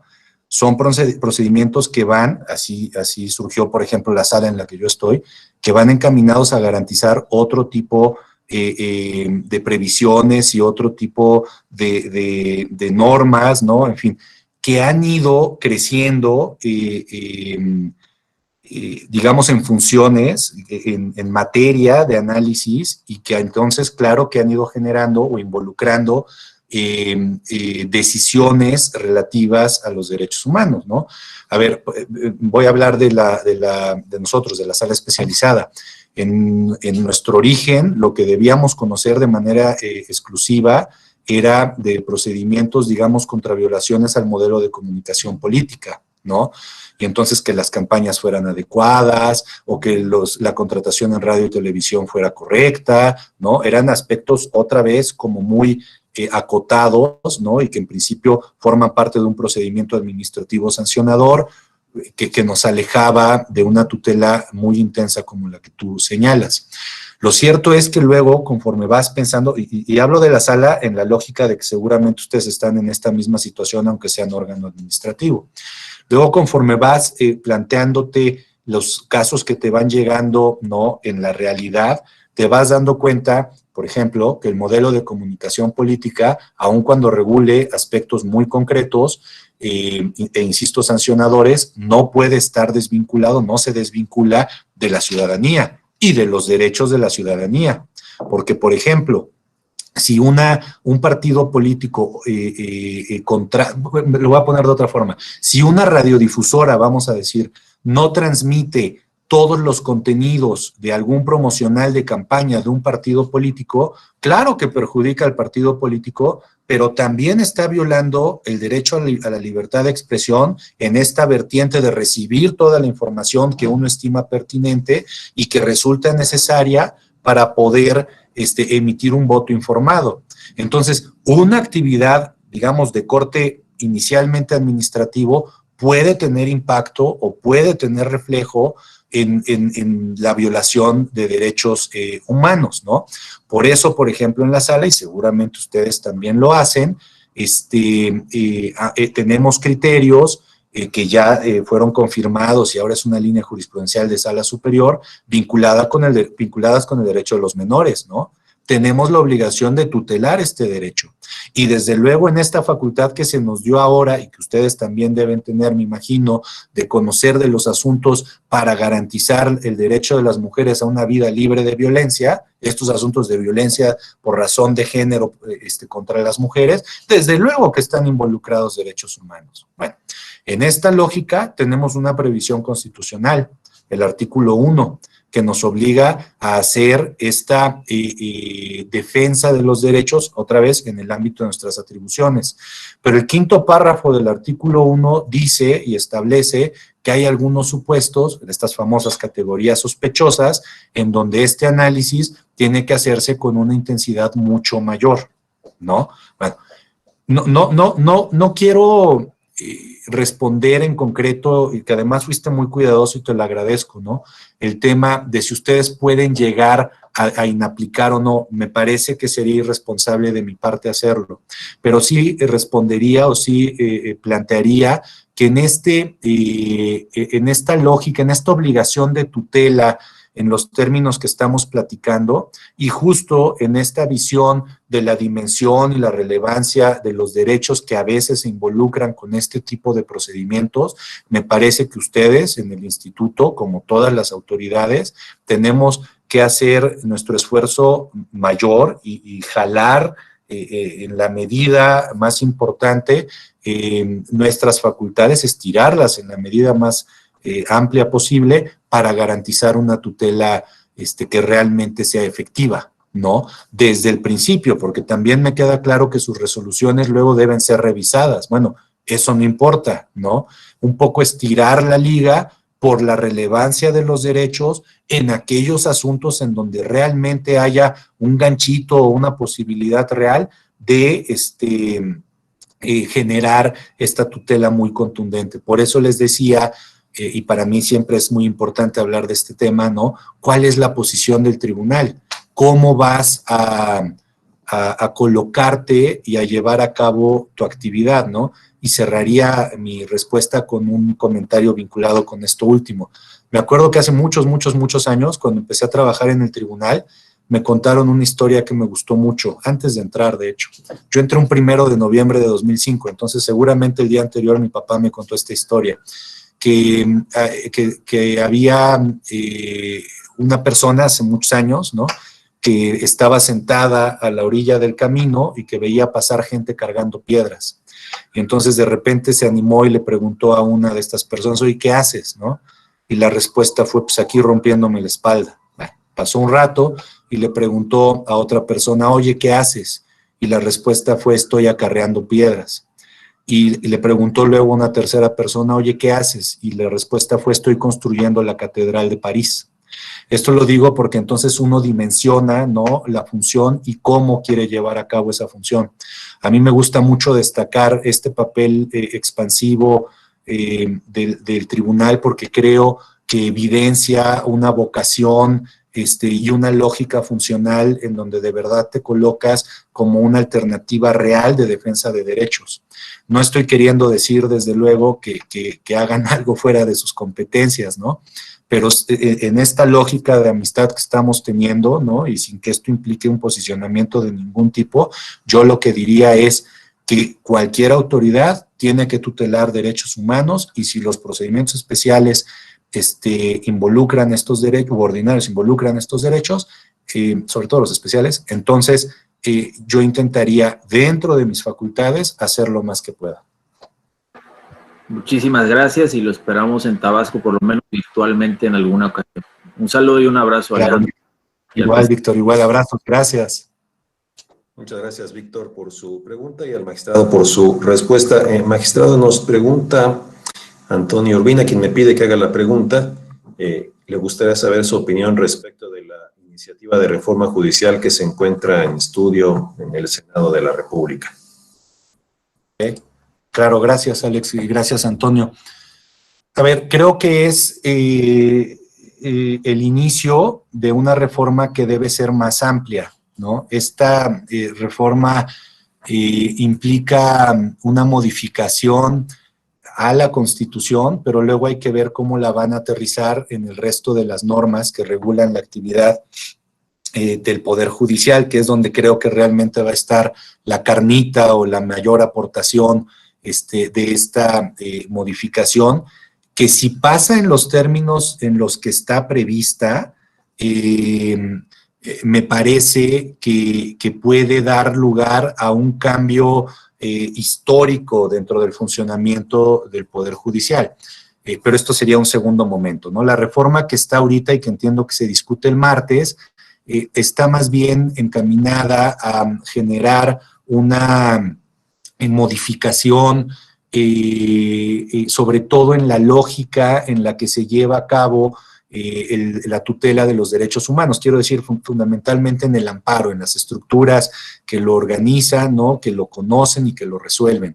Por ejemplo, están proponiendo desaparecer los tribunales unitarios, más que desaparecerlos, sustituir los tribunales unitarios por unos tribunales colegiados que se llamarían tribunales colegiados de apelación y que harían las funciones que en realidad hacen los unitarios de manera prioritaria, aunque ya en una lógica de colegialidad, ¿no? De integración por más de una persona. No me parece mal. Me parece que también la idea de quitar los recursos de reclamación, creo que eso es específicamente para los recursos de revisión, no está mal. Este recurso de revisión tiene una lógica de excepcionalidad muy importante y entonces ayudaría, digamos, a que los asuntos desechados pues robustezcan el carácter de los colegiados como última instancia. Están proponiendo crear una escuela judicial, así como esta del electoral, pero para todo el Poder Judicial, sustituir al Instituto de la Judicatura y generar una especie de modelo más o menos como el que tienen en España, en donde hay un centro literal de formación para los jueces, ¿no? O para quienes aspiran a ser jueces. Entonces, eso me parece que es muy valioso. En fin, estos son como los principios básicos y los principios muy generales. Pienso que como todos los principios pueden abrir la puerta para que luego venga una reforma, insisto, mucho más contundente, que esa es la que yo en realidad creo que hay que esperar y revisar con mucho cuidado. Porque la propuesta que se ha hecho, sobre todo la propuesta que trabajó el ministro Saldívar desde el Poder Judicial, es una propuesta de verdad para romper o que rompe cualquier paradigma. Solamente destacaría una cosa, digamos que rompe la endogamia, ¿no? Permite, en principio, que personas externas al Poder Judicial participen en los concursos para ocupar alguna de las plazas, que ese sería otro tema. Todas las plazas se concursarían, todas, absolutamente todas. Hoy tenemos este sistema de carrera judicial, pero tiene muchas excepciones, ¿no? Pienso, por ejemplo, en el secretario general de acuerdos, que es el que conforme a la ley encabeza el rubro de la carrera judicial, y la plaza no se concursa, la plaza se designa. Entonces, un poco la idea es de verdad fortalecer, o por lo menos así la entiendo yo, fortalecer el Poder Judicial, saliéndose de lo que ordinariamente ha sido, y me parece que siempre esto es útil para complementar y para fortalecer una institución tan importante como esta que se encarga de la defensa de derechos. Entonces, insisto, en general creo que la idea es buena, que lo del martes, si es que ese día se discute y se vota, puede ser un buen inicio, pero hay que estar muy pendientes de cómo se aterriza en la reforma legal que debe continuar. Muchas gracias por la respuesta, magistrado. A continuación nos ha pedido Carla Angélica Tapia hacer uso de la voz. Por favor, Carla, si nos ayuda con su pregunta o comentario.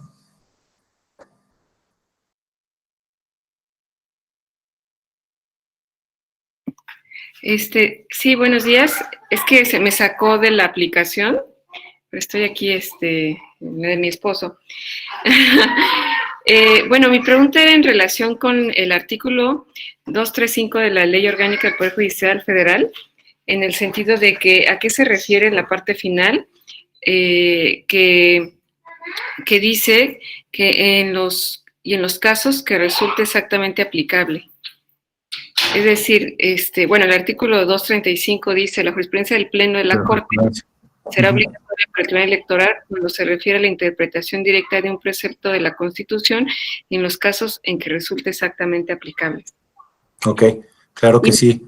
La segunda pregunta es, ¿qué opina respecto de las personas? He escuchado personas, profesores de algunas universidades, que comentan que la Suprema Corte no ha dado una línea sobre lo que es una ley general. Entonces, pues yo quisiera saber su punto de vista en ese aspecto también. Gracias. No, gracias, al contrario a ti, gracias por las preguntas. A ver, la primera, que tiene que ver con la jurisprudencia, es, para mí implica esto. A ver, la jurisprudencia, como ustedes saben, implica una definición en relación con algún punto específico del derecho, ¿no? Un criterio que surge a partir de una interpretación que hace un órgano jurisdiccional respecto de un punto específico del derecho. Que aquí, perdón, antes de contestar la pregunta, voy a aprovecharla para decir alguna idea más en relación con la pregunta anterior. Otro cambio muy importante que se está proponiendo tiene que ver con esto. Vamos a transitar de un sistema de jurisprudencia y de criterios a un sistema de precedentes, ¿no? Y esto de verdad que también es una revolución, porque ahora ya no vamos a hablar de puntos específicos, sino de definiciones en determinado tipo de asuntos que tiene que ver con la pregunta de Carla y la exacta aplicación, o sea, ¿qué significa que resulte algo exactamente aplicable? Bueno, ahora sí retomo la línea o la idea. En las jurisprudencias, insisto, lo que encontramos son criterios aislados o criterios generales, ¿no? Que normalmente no te dan un contexto de a partir de qué tema específico se resolvió, ¿no? Y hay normas que son complejas, normas que son compuestas, normas que tienen distintos elementos que muchas veces te llegan para ser analizadas en relación con un punto específico, no con todo el artículo, ¿no? Pero cuando sale la jurisprudencia, tú lo que lees es que el artículo perengano de tal resulta inconstitucional por tales razones. Y entonces la gente normalmente lo que hace es leer el texto, ¿no? De una jurisprudencia, que además son textos inentendibles, ¿no? Pero lees el texto de la jurisprudencia y entonces, como hablan de un artículo que eventualmente te puede convenir, dices, pues esta la voy a invocar, ¿no? Y luego cuando llega al estudio a algún órgano jurisdiccional, lo que te dicen o lo que te pueden decir es, ¿sabes qué? Es que esta jurisprudencia no es aplicable porque se refiere a otra cosa. Bueno, un poco esa es la idea general. O sea, la Corte, a partir de este modelo de control de constitucionalidad del que platicamos, ¿no? La Corte es el órgano jurisdiccional o la autoridad jurisdiccional que tiene la posibilidad de interpretar en última instancia las normas electorales. Es la instancia entonces máxima de interpretación. Y entonces cuando hace una interpretación puede emitir un criterio que puede volverse o puede ser jurisprudencia, ¿no? En el caso de las acciones de inconstitucionalidad, por ejemplo, la jurisprudencia no requiere de un texto o de una tesis específica, sino que cualquier consideración votada por 8 ministros se vuelve obligatoria y se vuelve jurisprudencia. Bueno, pero entonces tú puedes tener una jurisprudencia y esa jurisprudencia solamente va a obligar al Tribunal Electoral cuando se refiera específicamente al asunto del que está conociendo el tribunal. Por eso les ponía un poco el ejemplo de los artículos compuestos, ¿no? O sea, si un asunto trató 25 temas y cada uno de esos temas tenía distintas derivaciones, ¿no? Habría que ver cuál fue el análisis específico y cuál fue el criterio específico que generó la Corte para resolver ese asunto, para poder determinar si ese criterio es obligatorio o no para el tribunal.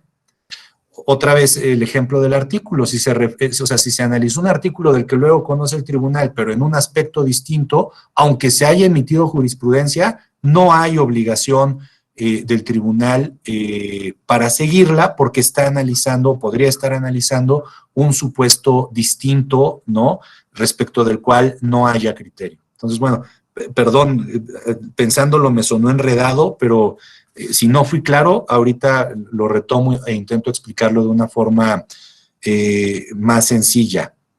Y luego, la segunda pregunta tenía que ver con... se me olvidó. ¿Me la puedes recordar, Carla, la segunda? Sí. ¿Qué opina respecto de que en el foro jurídico personas que opinan que la Corte no ha dado una línea de qué es una ley general? Sí, claro. Gracias, Carla, gracias.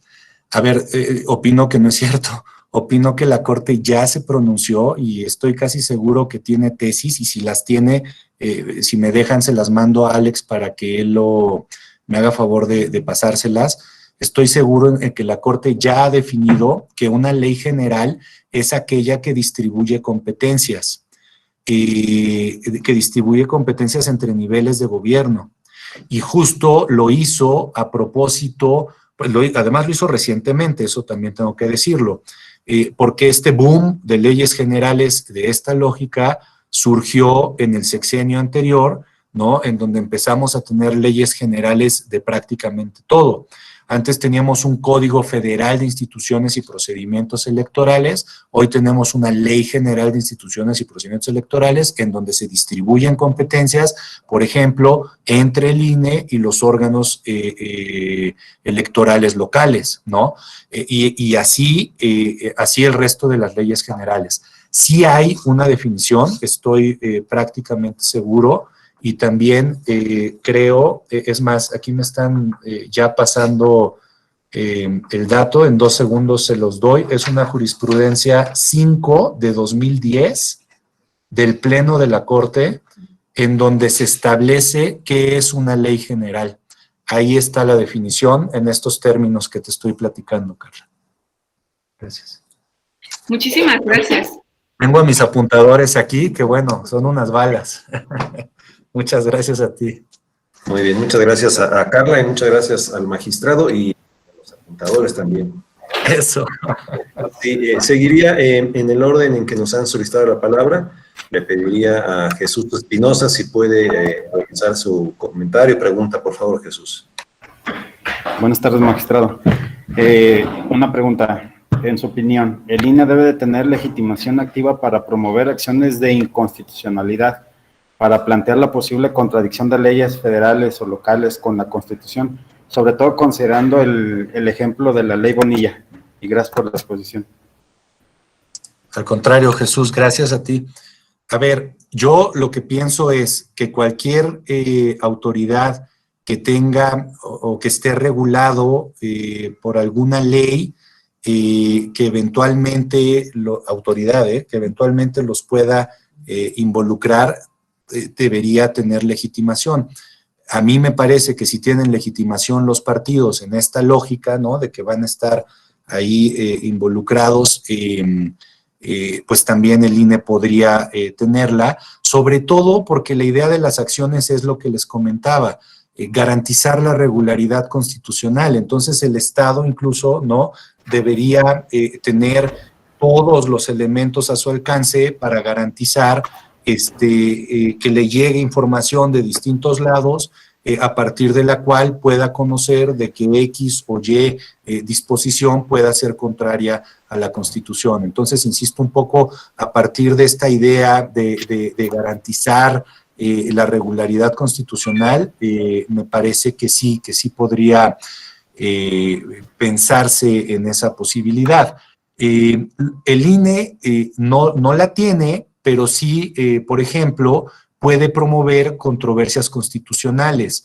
Sí hay dentro de la Constitución y dentro de la ley reglamentaria la posibilidad de que órganos constitucionales autónomos, en este momento federales, pero también dentro de la reforma que se va a discutir el martes, ya se incluyen los locales, órganos constitucionales autónomos puedan iniciar procedimientos de esta naturaleza, de control constitucional, en donde puedan combatir actos o normas a otras autoridades, concretamente el Congreso de la Unión o el Ejecutivo Federal. Entonces, no se les ha dado la potestad de la acción, pero sí tienen esta posibilidad, digamos, acotada al ámbito de sus competencias, de impugnar eventualmente alguna norma vía controversia constitucional, ¿no? Entonces, quizá por ahí es que se ha encontrado una alternativa para salvaguardar esta posibilidad.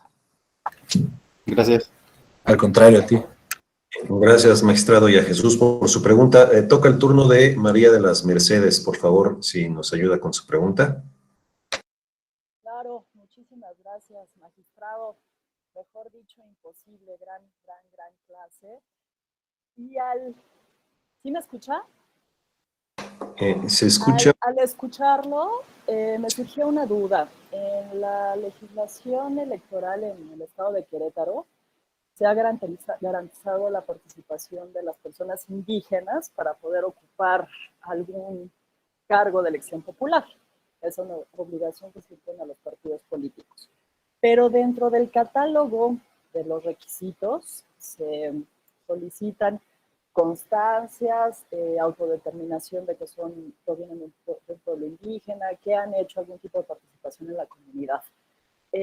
Yo considero que si de alguna forma esto es una acción afirmativa que trata de un poco compensar la situación, ¿qué pasa si no pueden presentar por cualquier circunstancia una de esas constancias y se le niega el registro a la candidatura? A mí me parecería que en este entendido de que los derechos humanos son progresistas, debería de haber como un criterio que permitiera a la autoridad colaborar a poder que consiguieran esas constancias o no. Quisiera su opinión, por favor, magistrado. Claro, primero que nada, querida Mercedes, qué gusto verte. Mercedes es mi amiga desde la universidad, entonces de verdad que me encanta que coincidiera en este foro. Sabes que te quiero mucho y me da mucho gusto verte. Y luego en específico, en cuanto a la pregunta, a ver, es que el tema de los derechos indígenas es un tema muy complicado. Ya desde su configuración, ¿no? Quiero decir, lo que estás buscando, lo que se busca es lograr como nivelar, digamos, los usos y costumbres, respetar los usos y costumbres y a la vez garantizar que se respeten los principios constitucionales. Voy a decir algo que todos sabemos y que a lo mejor es muy elemental, pero solo es como para dirigir la respuesta. Si solo respetáramos los usos y costumbres indígenas, pues tú sabes que las mujeres jamás ocuparían un cargo de dirección dentro de la comunidad, ¿no? Muchas veces estos usos y costumbres están dirigidos a, pues no dirigidos, más bien las prácticas usuales, digamos, no respetan, no entienden, no reconocen los derechos humanos que nosotros intentamos tutelar. Bueno, esto lo señalo justo por lo que tú planteas. A ver, en esta lógica de intentar igualar o de intentar encontrar un punto de conexión y de respeto entre estos dos elementos, pues se establecen una serie de requisitos que en principio se entienden mínimos y que están dirigidos a garantizar pues que quien está, por ejemplo, decías lo de la autodeterminación, ¿no? Que quien está participando realmente sea un integrante de esa comunidad, que tenga una lógica, un pensamiento, una cosmovisión, un funcionamiento acorde con esta sociedad a la que dice pertenecer y a la que quiere representar, ¿no? Entonces, yo creo que establecer principios o requisitos mínimos, o digamos no mínimos, o requisitos, puede encontrar una razonabilidad. Ya en específico se podría analizar, porque desde luego que, a ver, lo que estás haciendo al establecer estos requisitos es limitar el ejercicio de un derecho, restringir el ejercicio de un derecho. Y entonces, claro que podría ser impugnable y revisable, ¿no? Y tendría que analizarse como involucra un derecho que se analiza a partir de los principios de los derechos humanos, como el de progresividad que tú dices, tendría que analizarse a partir del test o del examen de proporcionalidad, que es el que sirve para verificar si las restricciones son justificadas, ¿no? Entonces, ya sabes que son estas etapas, ¿no? Que si el fin es constitucionalmente válido, que si existe alguna alternativa adicional, que si el fin coincide con la medida que se está imponiendo y que si el beneficio que obtienes, digamos, es equiparable a la restricción que estás generando. Entonces, sí podría hacerse ese análisis de cada requisito en específico.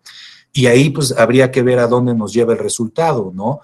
Pero todos los elementos que vayan encaminados a restringir el ejercicio de los derechos, desde luego que son susceptibles de análisis para que no vayan a colocarse como un obstáculo, ¿no? Que en vez de hacerlos efectivos, pues los anule o los haga inservibles, ¿no? Entonces ya el resultado específico de cada caso concreto pues, podría llevarnos a distintas conclusiones. Pero pienso un poco eso, que la lógica se inscribe en este sentido, ¿no? Intentar como amalgamar las dos realidades y hacerlas funcionales. Por eso hay estas previsiones y desde luego que pueden ser revisables, sin duda. ¿Sale? Muchas gracias a María de las Mercedes por la pregunta y por el magistrado por su respuesta. Toca el turno, por favor, a Carlo Magno, si nos ayuda con su pregunta, por favor. Magistrado, muy buenas tardes desde el norte de Veracruz. Muy atento a su trabajo. Saludo también a Alejandro Camacho, gran personaje aquí en el eje. Me siento orgulloso de ser eje, aparte también de que mi conocimiento se ha aperturado. Gracias a todos. Bueno, estoy un poco confundido. Los grupos minoritarios, ¿verdad? Actualmente, pues se han manifestado, ¿no? La protección de los derechos humanos, ya no hay ese principio de que nada por ¿se acuerda que decían que la Constitución, nadie para arriba de la Constitución? Bueno, ahorita la Constitución, pues no, pues ha quedado con la protección de los derechos humanos, ¿verdad? Con la famosa Carta de Declaración de los Derechos del Hombre y el Ciudadano, ¿verdad? Por ejemplo, hay grupos minoritarios que se han ido a decir, no, pues es que no es para nosotros o no protege nuestros derechos. Hablaba usted de Castañeda ahorita, ¿no? De las famosas candidaturas independientes, que a nosotros como miembros de un partido político, pues sí nos ha mermado un poco la probabilidad, ¿verdad? De poder ser elegidos en 2021. ¿Cree usted, magistrado presidente, que haya más adelante otra situación de esos grupos minoritarios? Por ejemplo, digo, yo tengo sobrepeso, al rato nos vamos a manifestar. Oye, pues los que tenemos sobrepeso, pues también queremos nuestra candidatura, ¿no? Los migrantes. Digo, yo no quiero atropellar a nadie, ¿no? En esto, porque a final de cuentas, pues yo también soy víctima a lo mejor de una discriminación. En los Estados Unidos, si no hay las condiciones adecuadas, pues ustedes saben que somos víctimas de una violación de los derechos. En México igual, ¿no? Pero a lo mejor porque no lo hemos hecho así muy así insistentes, ¿no?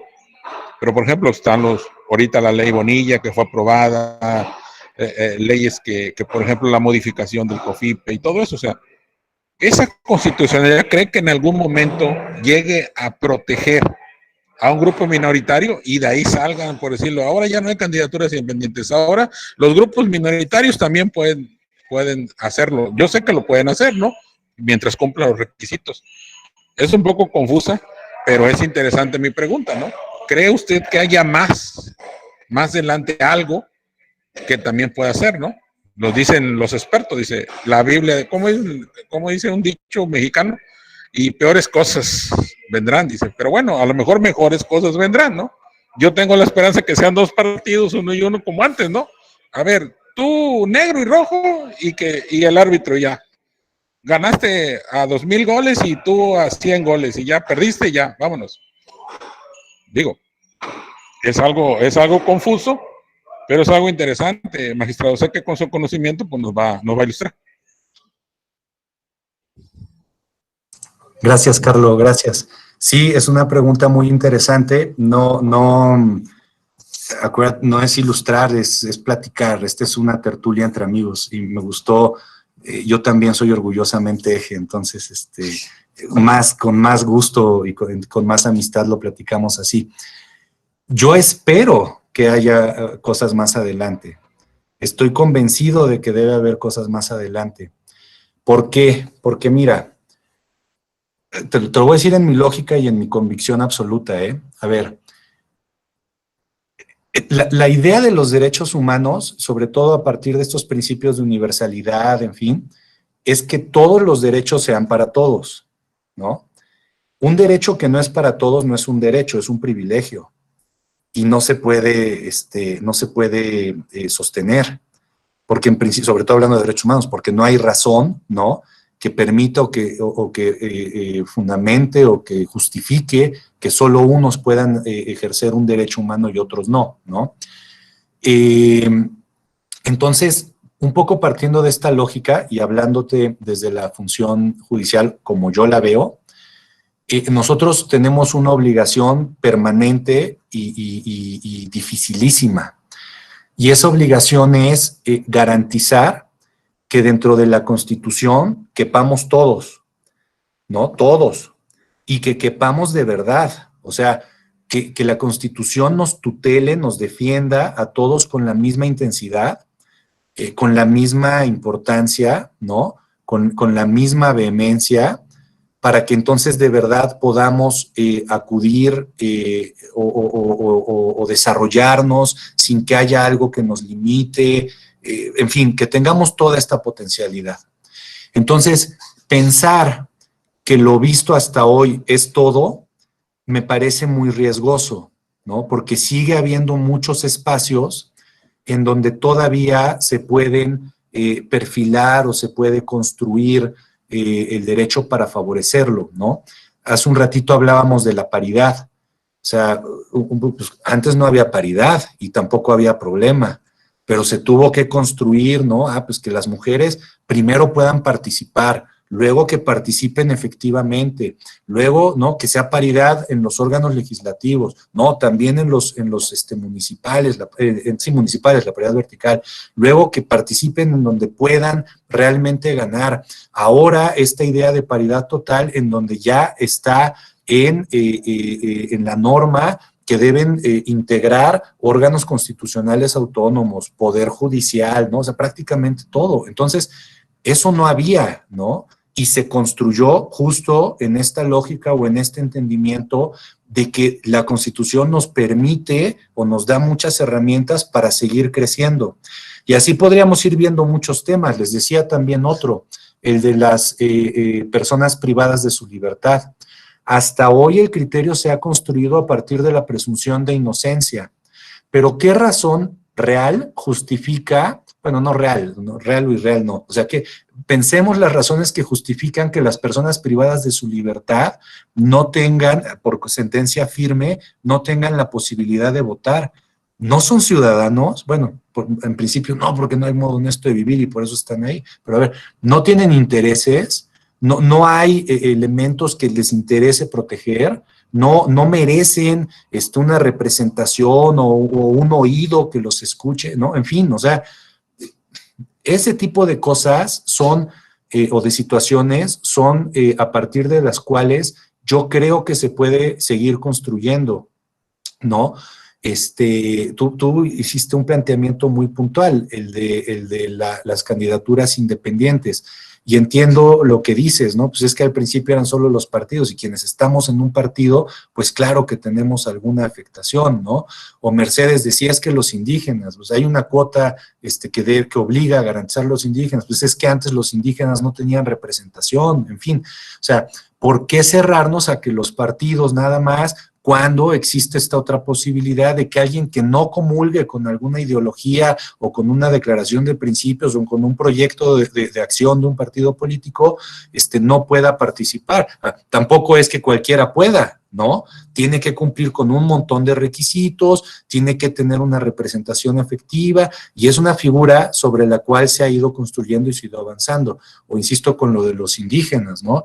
Pues es que antes solamente estaban representados en su comunidad, pero no tenían una voz o alguien que peleara por ellos en los congresos y por eso ahora se les obliga a que exista. Entonces, un poco ese es mi punto de vista, ¿no? Que tiene que haber, estoy seguro de que siempre habrá, esto es inagotable, porque la realidad cambia, porque los derechos se van construyendo justo a partir de las particularidades personales y sociales que son las que le dan un contenido.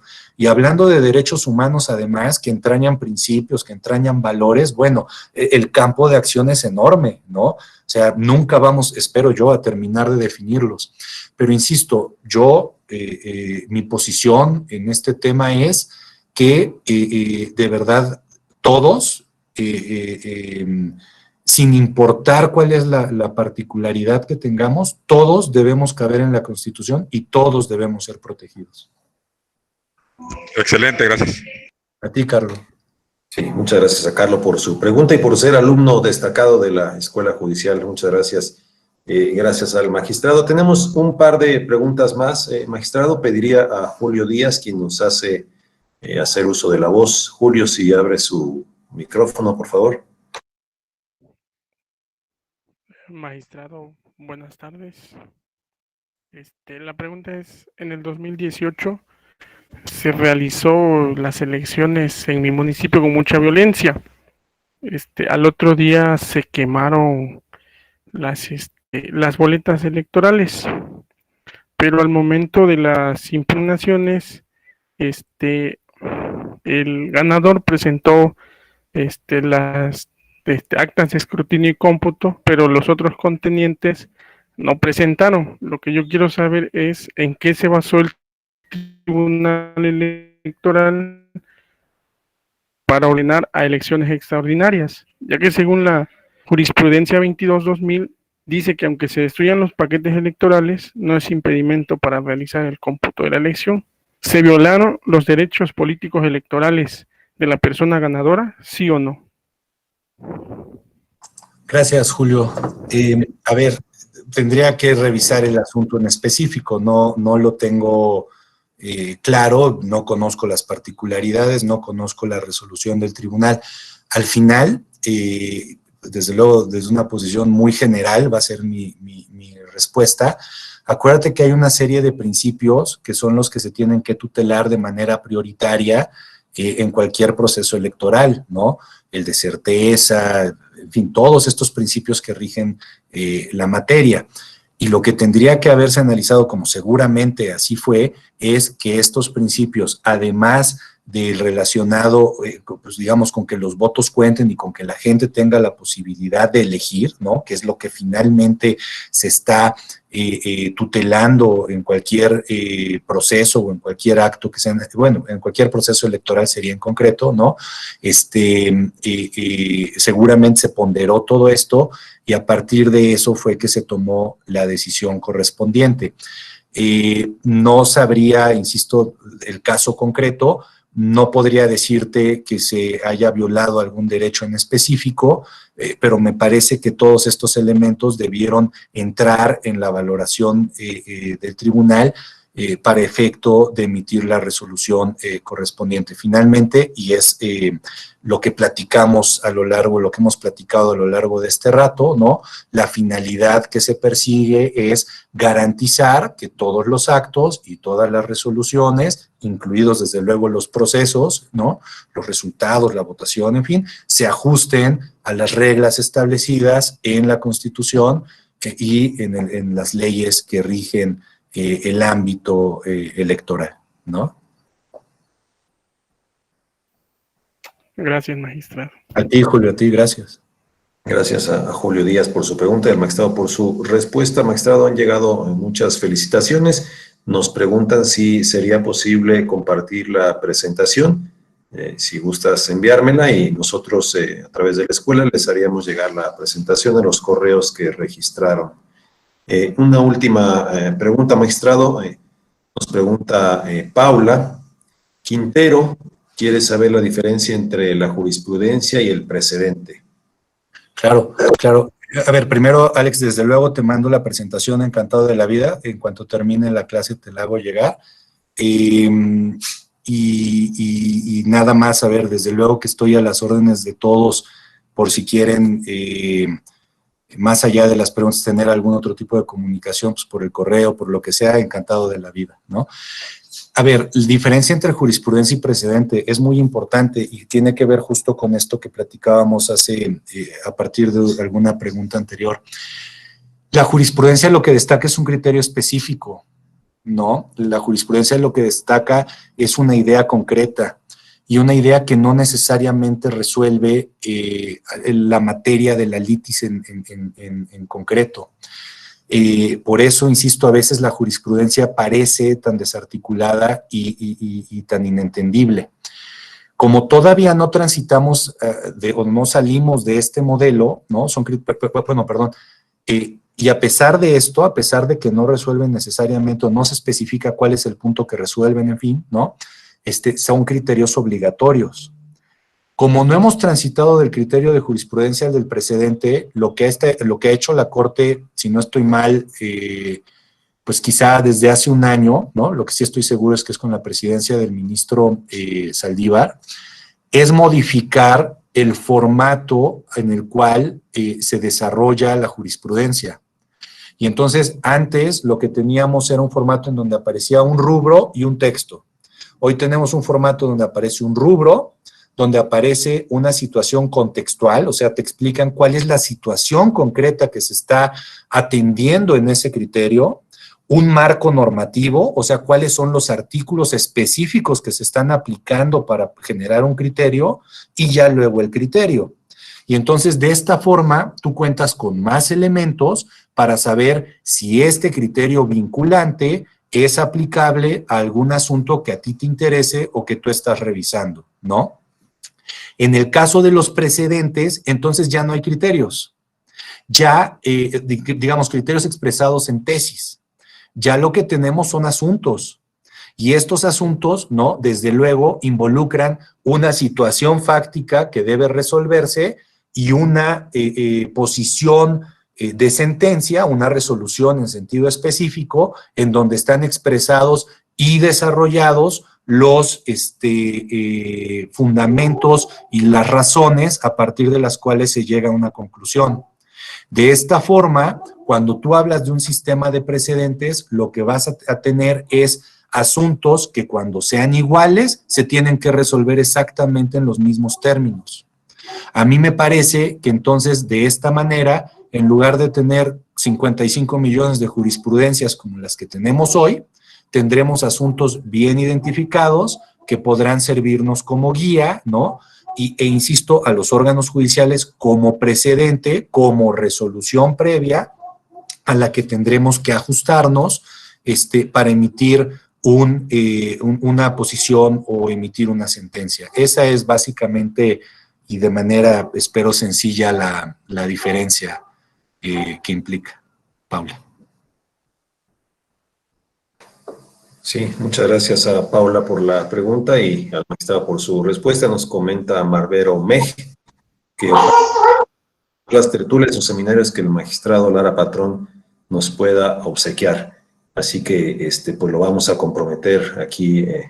Hay 73 personas de testigos que el magistrado ha sido solicitado por las y por los alumnos. Así que ha quedado ya comprometido el magistrado. Magistrado, sabemos que el tiempo es un verdugo muy cruel, pero quisiéramos escuchar, por favor, un último mensaje antes de despedirnos. Gracias, Alex. A ver, primero que encantado de la vida me comprometo y me uno, ¿no? Luego, como dijo Carlos, de verdad soy orgullosamente eje no solamente porque hay buenos amigos como tú, Alex, que dirigen y que encaminan los trabajos, sino porque estoy convencido de que la escuela es una herramienta institucional maravillosa para todos, ¿no? Para el tribunal, porque siempre ha tenido esta posición, esta intención de socializar los temas relevantes en el ámbito jurídico, siempre ha buscado las maneras de hacer un trabajo efectivo en la escuela, y pienso que también para las personas que acuden a los distintos cursos y trabajos de la escuela, no solo jamás lo diría en términos de aprender, ¿no? Sino simplemente porque tienen oportunidad de escuchar opiniones, de escuchar posiciones, ¿no? Que seguramente siempre generan dudas, y lo más importante para mí, también tienen la posibilidad de participar y de posicionarse y de hacer todos estos comentarios inteligentes como los que se hicieron hoy, que también a nosotros nos dan elementos para complementar nuestras ideas, ¿no? Yo estoy muy agradecido con la posibilidad, como dijo Alex, de haber regresado a casa, y que al regresar a casa pueda tener este contacto con todos ustedes, ¿no? Gracias por haber dedicado un par de horas de su día a estar aquí juntos, ¿no?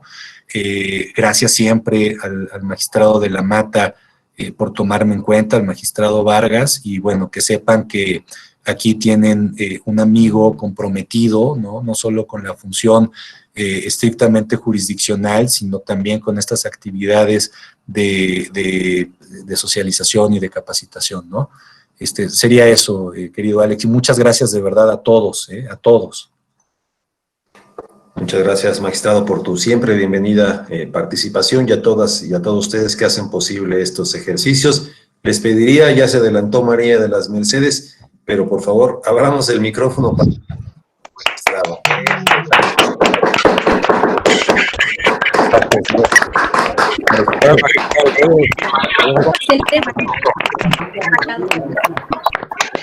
Excelente.